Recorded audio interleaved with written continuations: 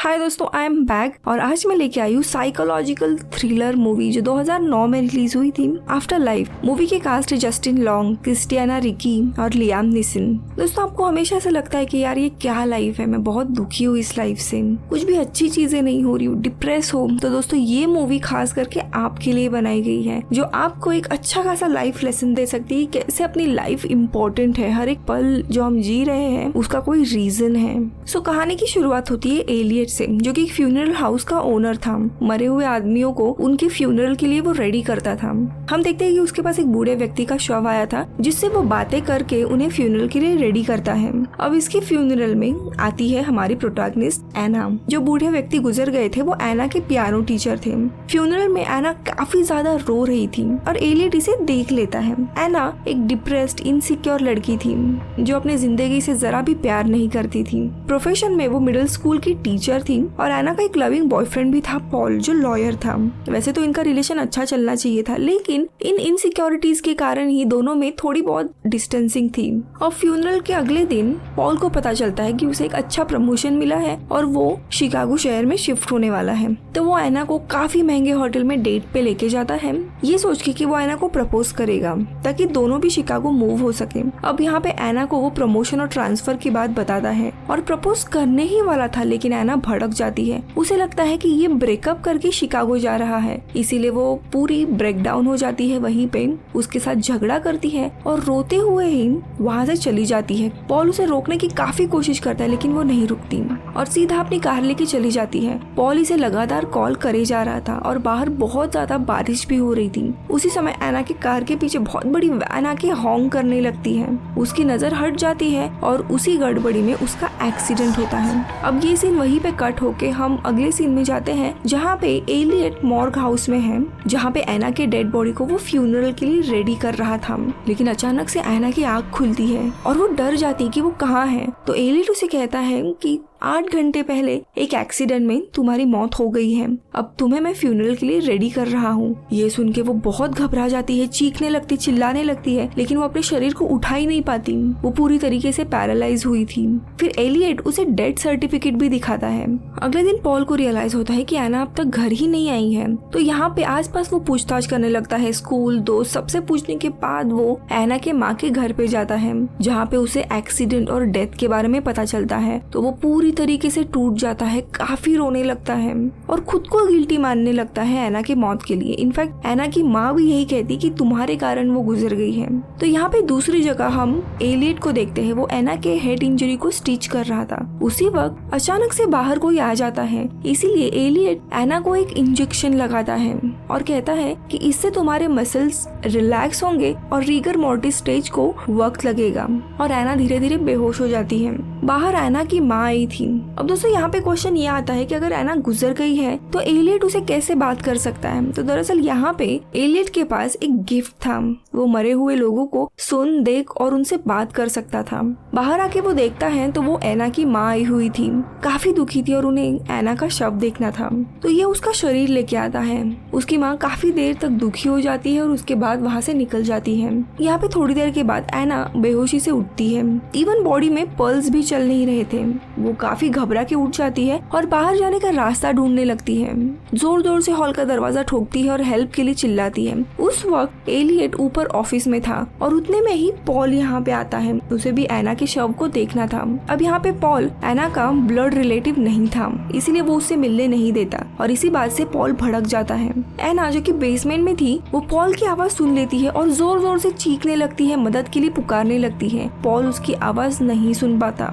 Elliott थोड़ी देर के बाद नीचे आ जाता है। एना पॉल के बारे में पूछती कि क्या वो मुझसे मिलने आया था, क्या मैं आखिरी बार उसे देख सकती हूँ प्लीज। तो एलियट उसे थोड़ा नाराज होके कहता है कि देखो, तुम मर गई हो, तुम्हें अभी इन सब लोगों को भूलना होगा। अगर तुम याद रखोगी तो खुद को और उन लोगों को तकलीफ में पाओगी और इससे तुम्हें ही मुक्ति मिलने में प्रॉब्लम होगी। इसके कारण एना बहुत ही फ्रस्ट्रेट हो जाती है इस पूरे सिचुएशन से। तो दूसरी दूसरी जगह पॉल को बहुत गुस्सा आया था कि उसे आखिरी बार भी एना को देखने नहीं दिया जा रहा है। इसीलिए वो सीधा पुलिस स्टेशन आता है अपने दोस्त टॉम के पास और उससे मदद मांगता है कि मुझे उसका शव देखना है, मुझे उसे आखिरी गुड बाय कहना है। यहाँ पे टॉम भी उसकी कोई मदद नहीं कर सकता था।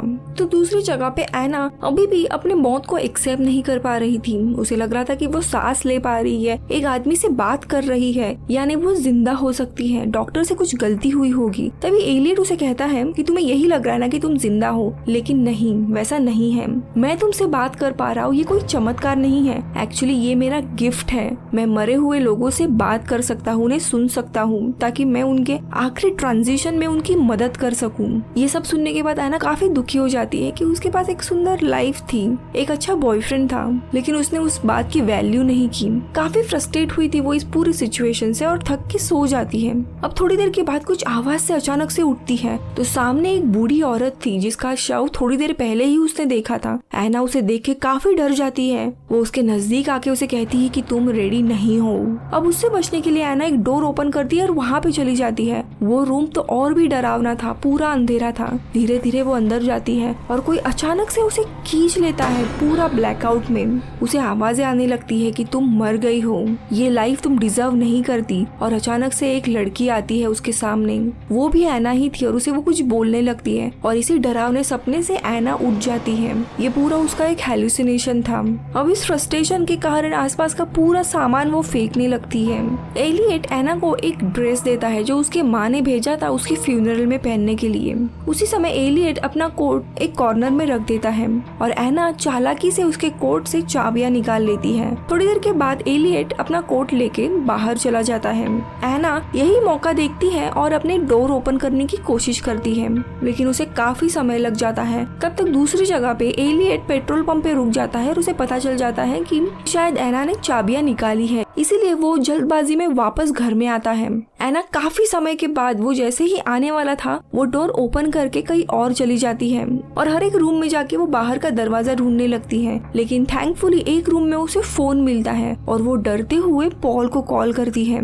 पॉल यहाँ पे फोन उठाता है, लेकिन इन दोनों के कन्वर्सेशन में काफी डिस्टर्बेंस था। उसे लगता है कि कोई उसके साथ एना के नाम का प्रैंक कर रहा है, इसीलिए वो गुस्से से फोन काट देता है। तब तक एलियट वहाँ पे आ जाता है और वो इसके ऊपर भड़क जाता है कि तुम सब लोगों को लगता है कि तुम मरे नहीं हो, अभी भी तुम्हें विश्वास नहीं हो रहा है कि तुम एक सिर्फ शव हो, तुम्हें यकीन नहीं हो रहा है तो ये लो खुद को आईने में देखो। और जब एना खुद को आईने में देखती है तो वो खुद ही डर जाती है क्योंकि वो एक जिंदा लाश की तरह थी।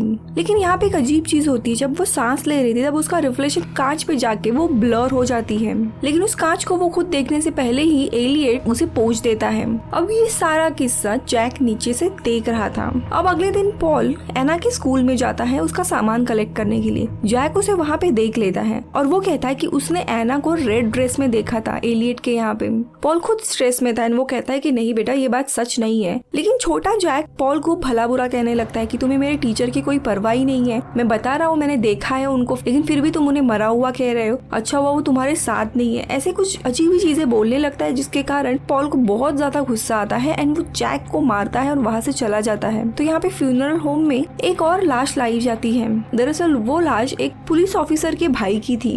थोड़ी देर के बाद जो पुलिस ऑफिसर था वो अपने भाई की लाश देखने के लिए आता है और उसी समय एना का शव साइड में पड़ा हुआ था जिसे वो हिलते हुए देखता है। इसीलिए ये पुलिस प्राइवेसी रिक्वेस्ट करता है और एलियट वहाँ से चला जाता है और वो एना के शरीर की हार्ट बीट चेक करता है जो कि बंद थी। तो उसे लगता है कि उसे कुछ वहम हो रहा है। थोड़ी देर के बाद वहाँ पे जैक आता है और एलियट उससे बातें करने लगता है और बातों बातों में उसे पूछता कि कल तुमने एना को देखा था ना ऊपर रेड ड्रेस में। तो जैक कहता है हाँ। तो वो कहता है कि तुम डरो मत, दरअसल ये एक गिफ्ट है, तुम भी मेरी तरह ही मरे हुए लोगों को देख सकते हो, उनसे बात कर सकते हो, ये काफी नॉर्मल है और मैं तुम्हें इस प्रोसेस के बारे में पूरी तरीके से सिखाऊंगा। और वो उसे फूल का एग्जाम्पल देता है कि कैसे वो मुरझे हुए फूल थे उन्हें वो फेंकने के लिए क्यों कहता है। अब इन बातों का कहीं ना कहीं जैक के ऊपर बहुत इम्पैक्ट पड़ता है। तो वो घर जाके उसके पास एक छोटा सा चिकन था, वो काफी टाइम से बीमार था। तो एलियट के उन बातों के कारण ये उस चिकन को मार डालता है, ये सोच के कि ये अभी ठीक नहीं हो सकता, तो उस चिकन के लिए बेटर यही है कि वो मर जाए, और खुद ही उसे मार डालता है। पॉल घर जाते वक्त एक स्टोर में रेड ड्रेस नोटिस करता है और उसे रियलाइज होता है कि एना ने भी वही रेड ड्रेस पहना था। तो वो तुरंत एलियट के घर पे जाता है और एना को जोर जोर से पुकारने लगता है। एलियट उसे रोकने की काफी कोशिश करता है, लेकिन ये सीधा बेसमेंट में चलाता है और उसका आवाज सुन के एना भी उठ जाती है, लेकिन उसे पता था कि वो गुजर गई है, वो वैसे भी नहीं सुन सकता, इसीलिए वो कुछ रिस्पॉन्ड नहीं करती। वो एक लास्ट अटेम्प्ट भी ट्राई नहीं करना था, क्योंकि एलियट ने उसे यही कहा था कि ना तो तुम्हारी माँ तुमसे प्यार करती है, ना ही पॉल, सब लोग अपने अपने लाइफ में मूव ऑन हो चुके हैं। तो यहाँ पे पॉल वापस पुलिस के पास जाता है और टॉम से मदद मांगता है, जिसमें ये लिखा था कि एना के पल्सेस चेक करके उसे डेथ सर्टिफिकेट दिया गया है। ये पढ़ने के बाद तो पॉल काफी शॉक हो जाता है कि यानी एना यहाँ पे जिंदा हो सकती है, क्योंकि आजकल वैसे ड्रग्स दिए जाते हैं जिससे कुछ देर के लिए किसी भी आदमी की पल्स रुक सकती है। अब यही आर्ग्यूमेंट चल रहा था, उसी वक्त वहाँ पे लुइस आ जाता है, वही पुलिस जिसने एना के शव को देखा था। तो वो वहाँ पे आके कंफर्म करता है कि देखो मैं वहाँ पे देख के आया हूँ, उसके हार्ट बीट्स नहीं चल रहे। यानी यहाँ पे पॉल काफी ट्राई करता है कि एक बार पुलिस की मदद से वो जाके चेक करे या फिर एना के शव को वापस डॉक्टर के पास लेके जाए, लेकिन यहाँ पे पुलिस भी उसकी कोई मदद नहीं करती। तो यहाँ पे दूसरी जगह एना एलियट को कहती है कि उसने लाइफ में बहुत रिग्रेट किए। तो एलियट उसे पूछता है कि तुम्हें जिंदगी से क्या चाहिए था। तो एना फ्रस्ट्रेट होकर कहती है कि मुझे नहीं पता मुझे किस में खुशी मिलती है, बचपन से ही मैं खुशी के तलाश में हूँ, लेकिन मुझे कभी भी खुशी नहीं मिली। तो एलियट गुस्सा हो जाता है, कहता है कि तुम्हें पता है खुशी किस में है, और तुम्हें ये भी पता है कि खुशी क्या होती है, लेकिन तुम सिर्फ दर्द चाहती हो अपने लाइफ में, और इसीलिए तुमने अपने दर्द को अपना लिया है। तो एना कहती कि ऐसा नहीं है, मैं चाहती हूँ कि मेरी जिंदगी में भी खुशी आए। इनफैक्ट मैं प्यार के लिए हमेशा तरसती थी, लेकिन मेरी माँ ने मुझे एक बचपन में चीज कही थी कि प्यार हमेशा किसी को भी दुख या दर्द ही देता है, इसके अलावा कुछ भी नहीं। इसीलिए मैं किसी को भी पूरी तरीके से अपना ही नहीं पाई। तो एलियट और भी फ्रस्ट्रेट होता है, कहता है कि प्लीज ऐसा कुछ नहीं है, पॉल तुमसे प्यार करता था, इनफैक्ट पॉल आज भी तुमसे प्यार कर रहा है। तो एना कहती है कि इस कॉम्प्लिकेशन को तुम नहीं समझ पाओगे, इसी प्यार से मैं डरती थी कि ये सारी खुशियां अगर मेरे पास आ जाएगी तो एक दिन ये सब कुछ खो जाएगा मुझसे, पॉल भी दूर चला जाएगा। और इसी कारण से कई बार मैंने पॉल को दूर रखने की भी कोशिश की ताकि वो मेरा साथ छोड़ के चला जाए। अब ये सारी बातें सुनने के बाद एलियट उसे पूछता है कि अगर इस स्टेज पे आज के टाइम पे भगवान ने तुम्हें एक और चांस दिया ये जिंदगी वापस जीने का, तो तुम क्या अलग करोगी। और एलियट डोर ओपन करता है और उसे राह चुनने देता है। एना इससे काफी खुश हो जाती है और वो अपने घर आ जाती है, लेकिन वहाँ का नजारा तो काफी अजीब था। घर में उसकी माँ, उसके दोस्त, इवन पॉल, ये सब लोग मौजूद थे और घर के बीचों बीच में ही कब्र खोदी गई थी। उसे सब कुछ वियर्ड लगता है कि सब लोग अपने अपने लाइफ में मूव ऑन हो गए हैं। वो पॉल को जाके पूछती है तो वो कहता है कि मुझे कुछ भी फर्क नहीं पड़ रहा है। ये सब लोग फिर एना को देखने लगते हैं और उसे उठा के कब्र में डाल देते हैं। इतना ही नहीं, उसके पूरे शरीर पे अचानक से इंसेक्ट्स आ जाते हैं। ये सब कुछ देख के वो काफी डर जाती है और इस हेलुसिनेशन से बाहर आ जाती है। वो अभी भी उसी डोर पे खड़ी थी, वो अपनी जिंदगी को एक्सेप्ट करने से डर रही थी, इसीलिए वो बाहर जाती ही नहीं है और वापस अंदर आती है। ये डरावना नजारा देखने के बाद एना कहती है thank God I am dead. ये देखते हुए एलियट हंसता है, कहता है कि मुझे लगा था कि तुम शायद अलग हो सकती हो, लेकिन नहीं, तुम्हें लगता है कि तुम मौत से डर रहे हो, तुम सब लोग अपनी जिंदगी से डर रहे हो, तुम लोगों को जीना ही नहीं है, बस अपने डर को साथ लेके ही तुम चलते रहते हो। अगले दिन एना का फ्यूनरल था। अब दोस्तों यहाँ इस इंसिडेंट के बाद तो एना ने अपने फेथ को एक्सेप्ट कर लिया था कि वो मर गई है। वो उसे उसके लिए रेडी करता है और उसका मेकअप कर देता है। वो आखिरी बार खुद को आईने में देखती है और वो रिलैक्स होकर सांस छोड़ती है। अब दोस्तों यहाँ पे सांस के कारण वो आईना वापस ब्लर हो जाता है, यानी यहाँ पे वार्म ब्रीथ कर रही थी वो, लेकिन यहाँ पे उस चीज के ऊपर वो कुछ रिएक्ट करे उसके पहले ही ये इसे वापस इंजेक्शन दे देता है, जिससे वो धीरे धीरे बेहोश हो जाती है। और फ्यूनरल आ जाता है जहाँ पे उसकी माँ, पॉल, जैक, ये सारे लोग मौजूद थे। आखिरी में पॉल उसे वही रिंग पहनाता है जो उसके प्रपोजल के लिए लाई थी। उसी समय एना की बॉडी थोड़ी सी मूव होती है, लेकिन पॉल इस बात को नोटिस नहीं करता। वो पूरी तरीके से बिखर गया था, काफी रो रहा था और एना का फ्यूनरल कंप्लीट हो जाता है। एलियट अपने ऑफिस में आता है, वहाँ पे काफी लोगों की छोटी तस्वीरें थी और उसके साथ ही वो एना की भी तस्वीर लगाता है। कहता है कि देखो तुम्हारे फैमिली फ्रेंड्स तुम्हें फाइनल गुड बाय कह के यहाँ से चले गए हैं, और फिर वो उसकी फोटो वॉल पे लगाता है। यानी दोस्तों इतने सारे लोग थे जिनका फ्यूनरल उसने किया था। अब फ्यूनरल के बाद पॉल काफी शराब पीने लगा था। एलियट उसे आके समझाता कि वो गुजर गई है, अब छोड़ दो, लेकिन लेकिन पॉल इस बात को मानने के लिए तैयार ही नहीं था। तो आखिरी में वो उसे कहता है कि ठीक है, तुम्हें यकीन नहीं हो रहा है तो हाँ वो जिंदा है, जाओ जाके सिमेट्री में देख के आओ। अब ये सुनते ही पॉल सीधा कार लेके निकल पड़ता है सिमेट्री जाने के लिए और आखिरी में एना की कब्र खोद के वो उसे बचा लेता है। दोनों भी एक दूसरे के गले मिलते हैं और एक दूसरे को आई लव यू कहते हैं। लेकिन तभी पॉल इस खूबसूरत हेलुसिनेशन से उठता है। वो एलियट के फ्यूनरल हाउस में था। एलियट उसे कहता है कि तुम सिमेट्री कभी पहुंचे ही नहीं, तुम्हारे कार का रास्ते में ही एक्सीडेंट हुआ था, उसमें तुम मर गए। लेकिन पॉल उसे कहता है कि मैं अच्छा खासा जिंदा हूँ, यहाँ पे मरा नहीं हूँ। लेकिन तभी एलियट उसके ऊपर रॉड से वार करता है और बेचारा पॉल उधर ही मर जाता है और ये मूवी इधर ही खत्म हो जाती है। वाओ, नहीं पता चला ना एग्जैक्टली क्या हुआ। So let's go over it. So दोस्तों, यहाँ पे पहले तो एना के बारे में बात करते हैं। थ्रू आउट द प्रोसेस 2 से 3 दिन जब वो फ्यूनरल हाउस में थी, वो मरी नहीं थी, वो जिंदा ही थी। उसके टीचर के फ्यूनरल के दिन से ही एलियट उसके ऊपर नजर रख रहा था कि ये कैसी डिप्रेसिंग लड़की है। तो वो उस प्रपोजल वाले दिन देखता है कि ये रोते हुए जा रही है। तो जो पीछे एक बहुत बड़ी वैन थी जो बार बार हॉन्क कर रही थी, वो एलियट की ही थी, यानी इसी के कारण ही उसका एक्सीडेंट होता है। एक्सीडेंट होते ही ये उसके शरीर में हाइड्रोनियम ब्रोमाइड नाम का एक ड्रग्स डाल देता है, जिसके कारण उसकी दिल की धड़कनें स्लो डाउन हो जाती है एंड ऑलमोस्ट रुक जाती है कुछ समय के लिए। पैरामेडिक्स उसके पल्स चेक करता है और ये डिक्लेयर करता है कि ये मर गई है और उसके बाद उसे एलियट के फ्यूनरल हाउस में लाया जाता है, लेकिन वो जिंदा थी। अब ये सब कुछ एलियट कर रहा था, लेकिन क्यों? दोस्तों, यहाँ पे एलियट का मानना था कि एना और उसके जैसे जो लोग हैं अपने खुद की जिंदगी से नफरत करते हैं, डिप्रेस रहते हैं, सैड है, वैसे लोगों को जीने का कोई हक नहीं है। ऐसे लोग सिर्फ एक जिंदा लाश की तरह अपनी जिंदगी काट रहे होते हैं एमलेसली। ये लोग खुद अपना कुछ अच्छा नहीं कर सकते, लेकिन इसके कारण आसपास के लोग अफेक्ट हो सकते हैं। यहाँ पे एलियट एक सीरियल किलर था, लेकिन फिर वो लोगों को सीधा सीधा एक्सीडेंट में ही क्यों नहीं मार रहा था? क्योंकि वो लोगों को उनके मरने का एहसास दिलाता था, फिर उनको उनके रिग्रेट सामने लाके उन्हें वापस एक चांस देने की कोशिश करता था।